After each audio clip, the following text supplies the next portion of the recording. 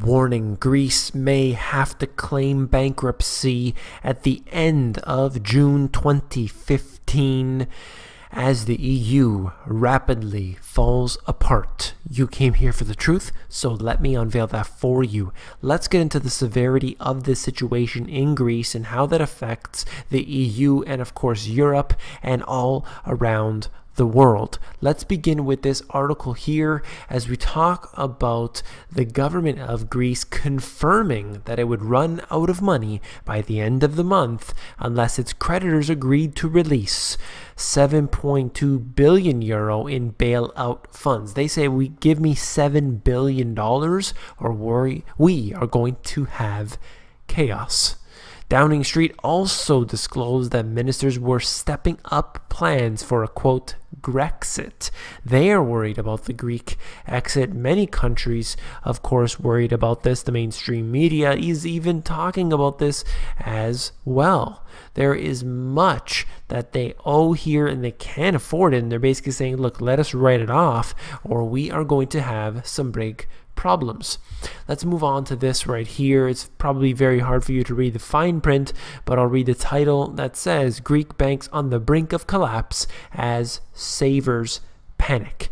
This is out of the Times, and I'll just try and touch on a couple points here. I know the font is small, so I'll move on quickly. Greek banks are facing collapse, and the country is, quote, dangerously close to exiting the euro, according to these officials here. Greek defaulting on its debt ended in failure last night. They tried to talk about it, and basically what they said was, look, we're not getting anywhere and we have to start preparing for the worst. There's much more in this here. I'll put the link in the description. What you need to understand is that there are so many different reasons why they could fail. Ultimately, they're asking for a pardon, essentially, a bailout on the money that they received a bailout on. They have so much debt. They want more and more bailouts. That's the way a bailout works. That's the intention of a bailout, is basically to get them continuously requesting more money. The terms get worse and worse. They have to sell off their assets. I'm going to move on from this here as we look at ECB not sure if the Greek banks would open on Monday, according to officials. This is the most serious news of the day as we look at this article out of Reuters. The ECB told a meeting of the Eurozone finance ministers on Thursday that it was not sure if the Greek banks, which have been suffering large daily deposit outflows, that they would be able to open on Monday. What we have here is a very, very critical scenario that is occurring. We're looking at a bank holiday, perhaps. We're looking at capital controls. Every time I warn about this, there is always a dead silence within the media and with many individuals who are really thinking that the market will rise indefinitely. This is an extremely spooky scenario that could happen in a very near amount of time here. Basically, what this individual from the ECB said is, tomorrow they'll be open. Monday, I don't know. So this is very critical. As I said before, very, very important to note. I'm going to move on. Just note that this is the key article for the day. As we look at Greece and the situation here, the talks between the Greece, its Eurozone, and the IMF creditors over cash for reforms. And what this is basically, they're saying, look, we'll make some changes, but we are going to need some money. And the protests have already begun because they said, reminding them, I should say, that they don't want to make not one step backwards. So the people are ready to hit the streets. They don't care about who the government is. They simply want their pardon from the IMF. Failure to reach an agreement would mark the beginning of a painful course that would lead initially to a Greek default and ultimately the country's exit from the euro area and most likely from the European Union. That's not a quote from the Money GPS. That is actually the Bank of Greece saying that. This is very serious. We're getting very close to those days. The days are numbered. Ultimately, very big issue that's going on here. In my book, I talked about 1920, what I call the ghost crash, because nobody seems to know about it, that it's not 1929, we're looking at 1920. And I'm quoting Warren G. Harding when he said, gross expansion of the currency and credit have depreciated the dollar just as expansion and inflation have discredited the coins of the world. We inflated in haste, we must deflate in deliberation. We debase the dollar in reckless finance, we must restore in honesty. There is no country right now that is trying to restore in honesty. They have destroyed all of the dollars of the world. We can see this occurring right now in Europe in particular. Look at how bad the situation is there right now. And what is their solution? Ultimately, it is to cause this different levels of austerity. The people are not having it at all. Let's move on to this article out of the AP. And all I wanted to note here is that essentially Russia could be lending a hand to Greece, something I've been talking about for quite some time.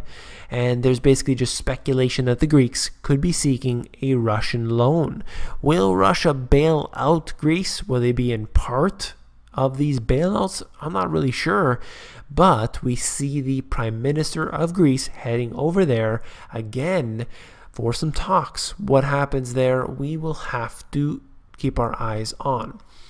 This here is something else where we look at the EU essentially falling apart. The EU in general doesn't like the situation of Greece. They're all interconnected. They're all forced on this. This is why the situation isn't very good for other countries, especially the stronger countries, when they have to be there to bail out the weaker ones. If Britain can't secure the changes we need, then it's vital the case to leave an unreformed EU is made loudly and clearly. What we have here is many people in Britain saying, why do we need to be any part of this EU structure when we can just get out and deal with this on our own? They don't need the EU. In fact, no country needs the EU. You can have any form of agreement you want, despite that these agreements oftentimes have many Trojan horses within them. You can have agreements and treaties and everything else. You don't need a European Union. This isn't necessarily something that's required. If any country wants to leave, they should be able to leave at any given time. Speaking of which, we're talking about the TTIP, the Transatlantic Trade and Investment Partnership.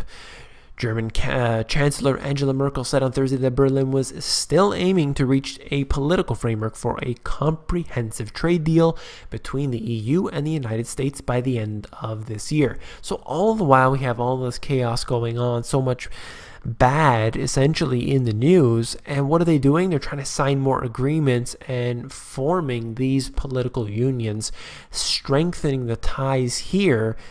They say that they help with, economically. That's not the case. It never does. Look at NAFTA, look at GATT. Admittedly, the US government is admitting the fact that NAFTA did take away jobs. This is never the case. They don't do this for that reason. They do this for obviously the deeper reasons here. This is the kind of article that I hate to read. It is technically unrelated to what I've been talking about today, but stay with me for a moment. Law enforcement seizes $11,000 from a 24-year-old at the airport without charging him with a crime. This is going on, in fact, all across the U.S., where we see money being seized from people with no crime whatsoever. And this reminds me of what's happening every single day, where they use these bailouts, the bail-ins, the taxes, the levies, all of these different forms of devaluation of the people's currency, whether it's stolen right from the people's pocket, as it was in this case, whether it's through inflation or any of the other schemes that they've set up for us. essentially what I'm trying to note is they have full control over the political sector, the economic sector, the education, the healthcare, and everything else. They have control over every facet of our lives, and we are simply here to basically watch it all go down. But you have a chance to make a few adjustments to what you do by taking your money out of the banking system, by investing in real assets, and by making preparations. You can have you can basically take the power away from them or reduce the power that they have over you. That's my message for today. If you found this video informative, please give me a thumbs up. I appreciate that very much. And last but not least,